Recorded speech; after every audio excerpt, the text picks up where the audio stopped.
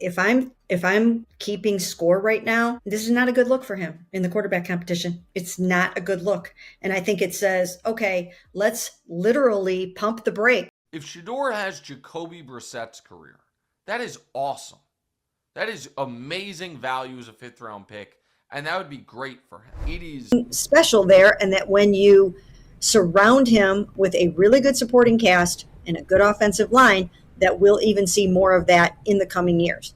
Even though that I think in my heart of hearts that this organization has seen things from Shedeur Sanders that leads them to believe that he can be their guy, they're going to let their new head. What happens when a sports journalist gets caught pushing a one-sided narrative and suddenly runs out of room to hide?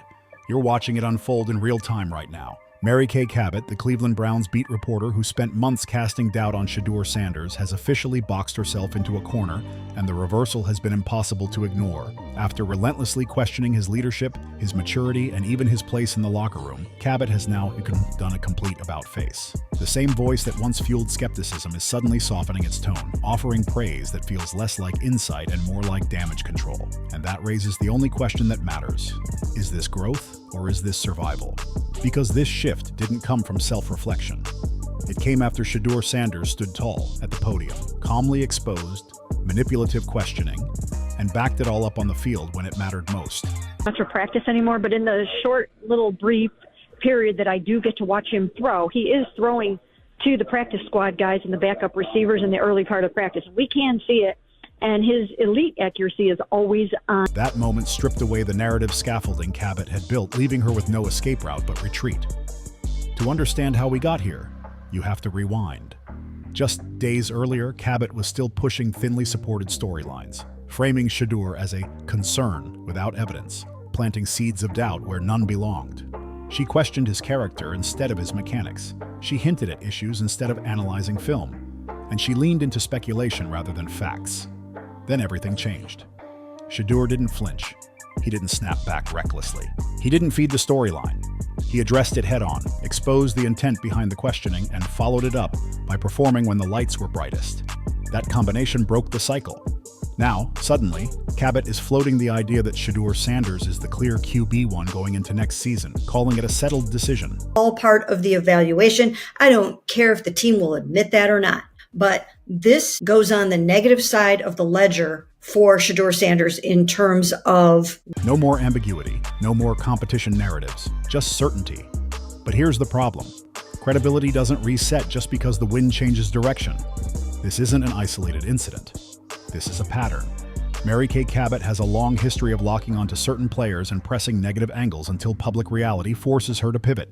For months, Shedeur Sanders was framed as a risk instead of a rookie learning on the fly. Those coaches and also his other coaches also, that all poured into me and that helped me throughout everything. So definitely, it take a village. It take a village to grow someone and help you in places that you need help with, and just talking in perspective, just being humans with each other. His progress was minimized.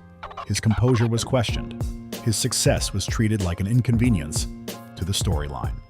And let's not forget the Dillon Gabriel situation. Cabot went all in on presenting Gabriel as the safe and ready-made option.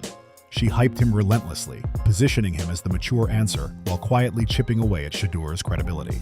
The contrast was intentional. One quarterback was framed as stability, the other as uncertainty. She pushed narratives about quarterback controversy that never existed. She hinted at locker room tension without evidence. She leaned on anonymous vibes instead of tangible performance. And when Gabriel failed to live up to the sky-high expectations she helped create, accountability vanished. I think that they're going to hire their head coach based on the fact that he loves Shedeur Sanders. I think they're going to go into it more open-minded than that and take an unflinching look at their quarterback. There was no public acknowledgement of faulty analysis, no reflection, no correction. Instead, the spotlight snapped right back to Shedeur, searching for a new angle, a new pressure point, a new way to reframe the conversation without ever admitting the original take was flawed. That's the hallmark of flip-flopping journalism. Throw enough theories into the air, wait to see which one survives, and quietly abandon the rest without explanation. It's not analysis. It's narrative shopping. And now we arrive at the most glaring example of bias yet. the sudden rebranding of Shedeur Sanders, without acknowledging the months spent trying to tear him down. That silence speaks louder than any praise ever could. This isn't about changing opinions. Changing opinions is normal in sports. This is about refusing to own the journey between those opinions. Because when accountability is missing, trust disappears with it. And that's exactly why this moment matters.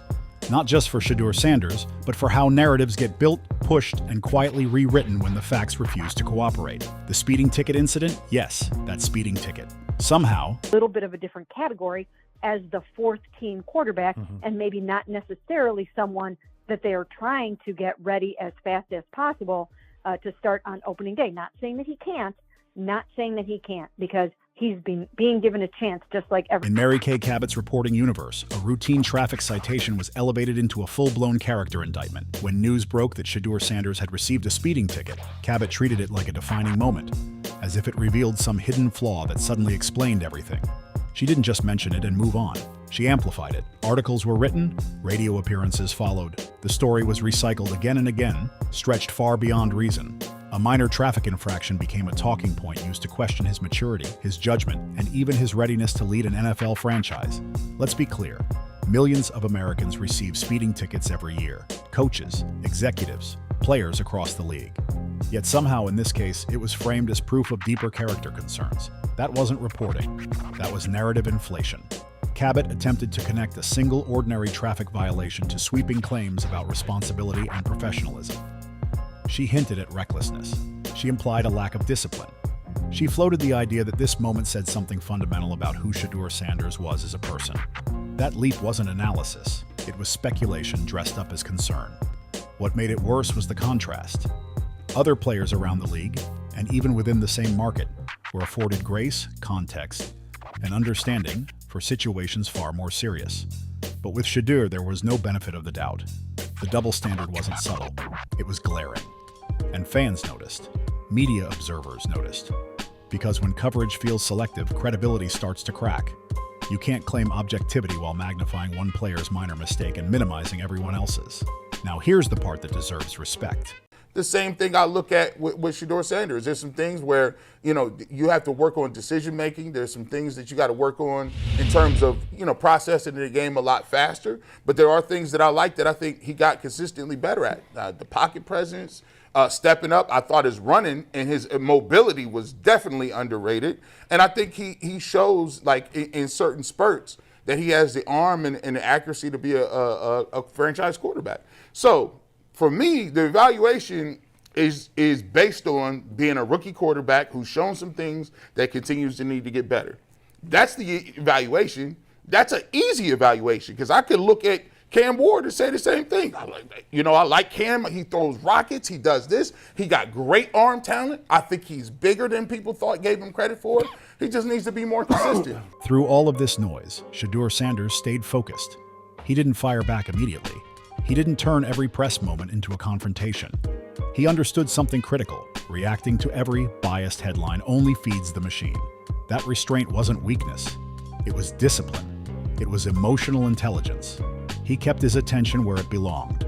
Preparation, performance, and growth on the football field. That kind of patience is rare, especially under constant scrutiny. But even patience has limits. And that limit was reached during a recent press conference that quickly went viral. This was the moment Shedeur decided he wasn't going to play along anymore. When a loaded question came his way, the kind designed to trap you no matter how you respond, he didn't dodge it and he didn't explode. He dissected it. Calmly. Clearly. He explained how certain reporters were attempting to twist words, manufacture narratives, and guide answers toward predetermined conclusions. He called out the tactic without calling names.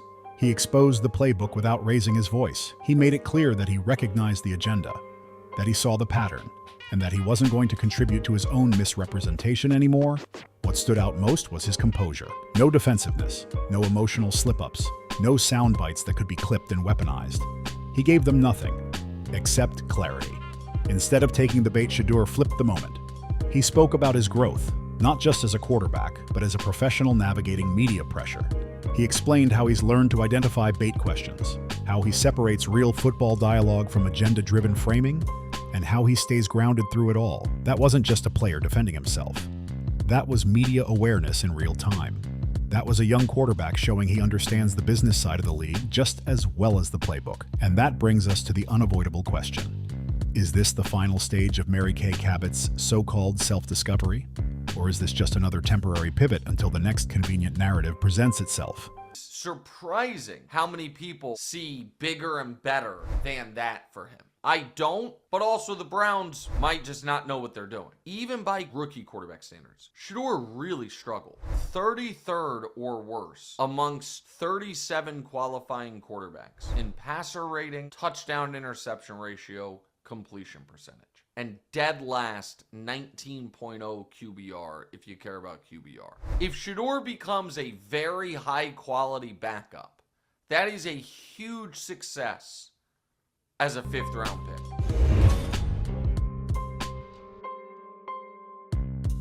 Based on Mary Kay Cabot's track record, the answer isn't hard to figure out at all. This is not someone whose reporting has consistently been driven by objective analysis or steady principles. Time and time again, her coverage has followed the same formula. Chase what generates clicks, amplify controversy, and align with whatever narrative feels safest or loudest in the moment. That's why this sudden shift should be viewed with caution.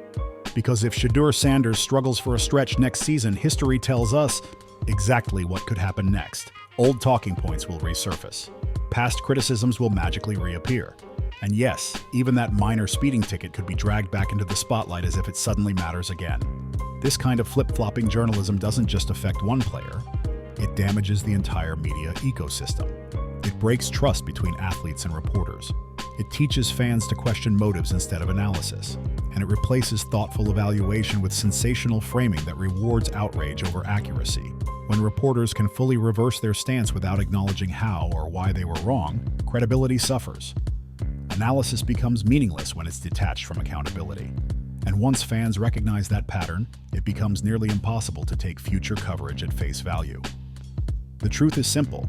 Nothing about Shedeur Sanders has fundamentally changed. His talent didn't suddenly appear overnight. His character didn't magically evolve in a single week. The only thing that changed was the sustainability of the narrative being pushed against him. Once his performance made denial impossible, and once he publicly exposed manipulative questioning, the old storyline collapsed under its own weight. At that point, pivoting wasn't optional. It was necessary. And that's where the real takeaway lives. Well, I learn what I like. I learn what I don't like. I learn what I'm seeing. I know what I see well. I know what I don't see well. And I learn a lot mentally, and I learn a lot emotionally, physically, everything. I think mentally it was how to deal with when things are going your way, when things aren't going your way, when how to deal with feelings. So that's what I feel like this year was about. I think it was one of those years that how you going to deal with the feelings. You could be not playing and feel some type of way, and you could be playing and feel the same way as if you didn't, as how you were when you weren't playing. So it's kind of like you got to create your own reality and everything, and you got to have the nucleus of people around to be able, and it's not just your family, like it got to be outside. So I think that's what this rookie class and that's what everything is like being able to lean on each other when everything's down, being able for them to come to me and say, nah, that ain't you, bro. Like, you tripping right now. Like, you got to get back to doing you. Like, that's what I need. You know, I need positivity. I need those type of stuff speaking into you, speaking life into you. Then you go out there and you get back to playing normal. You get back to seeing the game how you see. So a lot of that stuff is like mental stuff. You know, it's not physical. The physical has been the same. You know, like, of course you're going to be able to improve this off season, you know, footwork, seeing stuff quicker and everything like that. But I think the biggest lesson of this year was mentally, and I feel like I achieved that and I won that. Shedeur Sanders proved that standing up to biased coverage isn't reckless, it's required. He showed that pushing back doesn't make you difficult or uncoachable. It makes you honest. It forces accountability into spaces that often avoid it. He didn't yell. He didn't insult anyone. He didn't burn bridges. He calmly pointed out what was happening and refused to participate in his own misrepresentation. That approach matters, because it sets a blueprint for how athletes can protect themselves without sacrificing professionalism. As for Mary Kay Cabot, the damage to her credibility doesn't disappear just because the tone has softened. Fans remember the months of negative framing. They remember the manufactured controversies. They remember how often speculation replaced substance. A sudden U-turn may preserve access. It may keep her relevant in the conversation, but it doesn't erase the pattern that led us here. And as long as narratives continue to be prioritized over truth, this tension won't disappear. There will be more pivots, more sudden shifts, more moments where agendas become visible again. Because consistency has never been the hallmark of this approach. So the real question isn't whether the tune will change again, it's when. Is this current praise genuine growth, or just another calculated adjustment until the next convenient storyline presents itself? And that opens the door to a bigger conversation. Can sports journalists rebuild trust after demonstrating obvious bias? Should accountability be demanded when narratives collapse? And should athletes continue calling out manipulative coverage, or let performance speak while the cycle repeats? Those questions matter, because they shape how sports are covered moving forward. Now I want to hear from you. Do you believe Mary Kay Cabot's support of Shedeur Sanders is genuine, or does it feel like another strategic pivot? Can trust be restored once it's been broken? And should players speak up more often when coverage crosses the line? Drop your thoughts in the comments. If you enjoyed this breakdown, hit the like button, subscribe, and turn on notifications so you don't miss our coverage of the biggest stories in sports. Thanks for watching, and we'll catch you next time.